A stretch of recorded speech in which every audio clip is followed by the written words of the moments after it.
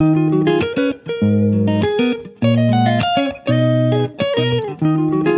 नमः शिवाय। हर हर महादेव। नमस्कार दोस्तों, आज मैं आप लोगों को संतान षष्ठी या स्कंद षष्ठी का शुभ मुहूर्त, पूजा विधि, महत्व, व्रत के लाभ और स्कंद षष्ठी व्रत की कथा सुनाने जा रही हूँ। इसलिए आप लोग मेरे वीडियो में अंत तक बने रहें, वीडियो को स्किप न करें और ध्यान से सुनें। हिंदू पंचांग के अनुसार फाल्गुन मास के शुक्ल पक्ष की षष्ठी तिथि को स्कंद षष्ठी मनाई जाती है। इस साल फाल्गुन महीने में स्कंद षष्ठी का व्रत और पूजन 25 फरवरी 2023 को किया जाएगा।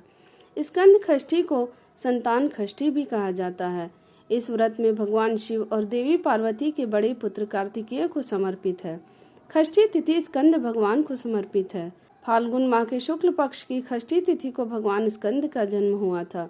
भगवान स्कंद को कई नामों से जाने जाते हैं, जैसे कार्तिकेय, मुरुगन और सुब्रमण्यम। इस व्रत को करने से संतान पीड़ा से मुक्ति मिलती है और संतान पर कोई आपत्ति नहीं आती है। ये व्रत संतान प्राप्ति के लिए उत्तम माना गया है। धार्मिक ग्रंथों के अनुसार स्कंद षष्ठी का व्रत और पूजा सूर्योदय और सूर्यास्त के बीच, अगर मध्य में पंचमी तिथि की समाप्ति हो जाती है, तब इस व्रत की शुरुआत होती है। माना जाता है कि अगर षष्ठी तिथि का पंचमी तिथि के साथ मिल रहा है तो स्कंद षष्ठी व्रत को बेहद ही शुभ माना जाता है। इस साल फाल्गुन माह में स्कंद षष्ठी के व्रत और पूजा के लिए शुभ मुहूर्त 25 फरवरी 2023 दिन शनिवार को किया जाएगा। षष्ठी तिथि का आरंभ 25 फरवरी की रात 12:31 पर होगी और समापन 26 फरवरी की रात 12:20 पर हो जाएगा। तमिलनाडु के मुरुगन मंदिरों में एक ही नियम का पालन किया जाता है और षष्ठी तिथि से एक दिन पहले सूर्य संहारम दिवस मनाया जाता है। यदि पिछले दिन षष्ठी तिथि को पंचमी तिथि के साथ जोड़ा जाता है। सभी षष्ठी भगवान मुरुगन को समर्पित है, लेकिन चंद्र मास कार्तिका के दौरान शुक्ल पक्ष की षष्ठी सबसे महत्वपूर्ण मानी जाती है। भक्त 6 दिनों का उपवास रखते हैं, जो सूर्य संहारम के दिन तक चलता है। सूर्य संहारम के अगले दिन को तिरुकल्याणम के नाम से जाना जाता है। फाल्गुन माह के शुक्ल पक्ष की षष्ठी तिथि को मनाए जाने वाले स्कंद षष्ठी के दिन भगवान शिव के पुत्र कार्तिकेय के बाल स्वरूप की पूजा की जाती है। साथ ही इस व्रत में पूरे शिव परिवार की भी पूजा की जाती है। स्कंद षष्ठी के दिन प्रातः काल उठकर स्नान करके साफ सुथरे कपड़े पहनकर साथ ही कार्तिकेय की मूर्ति स्थापित करें। इसके साथ ही माता पार्वती और भगवान शिव और गणेश जी की भी मूर्ति स्थापित करें। स्थापित देवों के सामने एक कलश रखें और साथ ही एक नारियल भी रख दें। कार्तिकेय भगवान पर अक्षत, हल्दी और चंदन से टीका करें।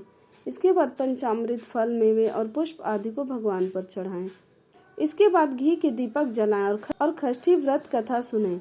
कथा खत्म होने के बाद आरती करें। इस विधि से पूजा करने से संतान हेतु सभी कष्टों से मुक्ति मिल जाती है और परिवार में सुख समृद्धि आती है। अब मैं आप लोगों को स्कंद षष्ठी की व्रत कथा सुनाने जा रही हूँ।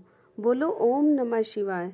इससे पहले कि मैं व्रत कथा आरंभ करूँ, मैं आप लोगों को बता देना चाह रही हूँ कि नवरात्रि के 6वें दिन जो माता स्कंद की पूजा होती है, वो भगवान कार्तिकेय की माता के रूप में ही मनाई जाती है, क्योंकि भगवान कार्तिकेय का एक नाम स्कंद भी है। पुराणों में कुमार कार्तिकेय के जन्म का वर्णन मिलता है।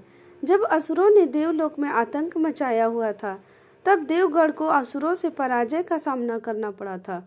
देवताओं के निवास स्थान पर असुरों ने अपना आधिपत्य स्थापित कर लिया था। सभी देवगढ़ असुरों को आतंक से इतने परेशान हो चुके थे कि वो सभी मिलकर भगवान ब्रह्मा के पास गए और मदद की प्रार्थना की। तब ब्रह्मा जी ने बताया कि भगवान शिव के पुत्र द्वारा ही इन असुरों का नाश होगा।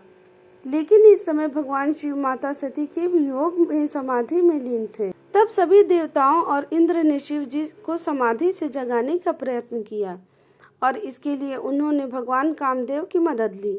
कामदेव अपने बाण से शिव पर फूल फेंकते हैं, जिससे उनके मन में माता पार्वती के लिए प्रेम की भावना विकसित हो। इससे शिव जी की तपस्या भंग हो जाती है और वे क्रोध में आकर अपनी तीसरी आंख खोल देते हैं। इससे कामदेव भस्म हो जाते हैं। तपस्या भंग होने के बाद वे माता पार्वती की तरफ खुद को आकर्षित पाते हैं। इसके बाद शिव जी का विवाह माता पार्वती से हो जाता है। इस तरह भगवान कार्तिकेय का जन्म होता है। फिर भगवान कार्तिकेय असुरों के राजा तारकासुर का वध कर देवताओं को उनका निवास स्थान प्रदान करते हैं। दक्षिण भारत में इस व्रत को संतान षष्ठी के भी नाम से जाना जाता है। इस व्रत को धारण करने पर संतान के सभी प्रकार के दुखों का अंत हो जाता है। जिन जातकों को घर में परेशानी होती है और संतान सुख प्राप्त नहीं हो तथा संतान को किसी प्रकार की व्याधि है, ऐसे में कोई भी जातक इस व्रत को धारण कर सकता है। इस व्रत को रखना बहुत ही आसान है। एक दिन पूर्व व्रत रखकर षष्ठी को कार्तिकेय की पूजा की जाती है। संतान षष्ठी या स्कंद षष्ठी व्रत के कुछ लाभ हैं। धार्मिक पौराणिक कथाओं के आधार पर स्कंद पुराण की नारद नारायण संवाद में इस व्रत की महिमा का वर्णन मिलता है। इस व्रत को धारण करने से पुत्र की पीड़ा दूर होती है तथा सभी दुखों का अंत होता है। इस व्रत का विशेष लाभ के रूप में चैन ऋषि को आंखों की ज्योति प्राप्त हुई थी, ऐसा पौराणिक कथा में देखा गया है। स्कंद षष्ठी की कृपा से प्रियव्रत का मृत शिशु जीवित हो गया था। धार्मिक मान्यताओं के आधार पर स्कंद षष्ठी व्रत को स्वास्थ्य की दृष्टि से भी देखा जाता है। व्रत धारण करने वाले जातकों को स्वास्थ्य संबंधी जो भी कष्ट होते हैं उसने निश्चित तौर पर छुटकारा मिलता है। स्वास्थ्य संबंधी दुखों के निवारण के लिए ही इस व्रत को धारण किया जाता है। अगर आपको मेरी यह जानकारी और व्रत कथा अच्छी लगी हो तो मेरे चैनल को लाइक करें, सब्सक्राइब करें, शेयर करें और कमेंट में ओम नमः शिवाय जरूर लिखें।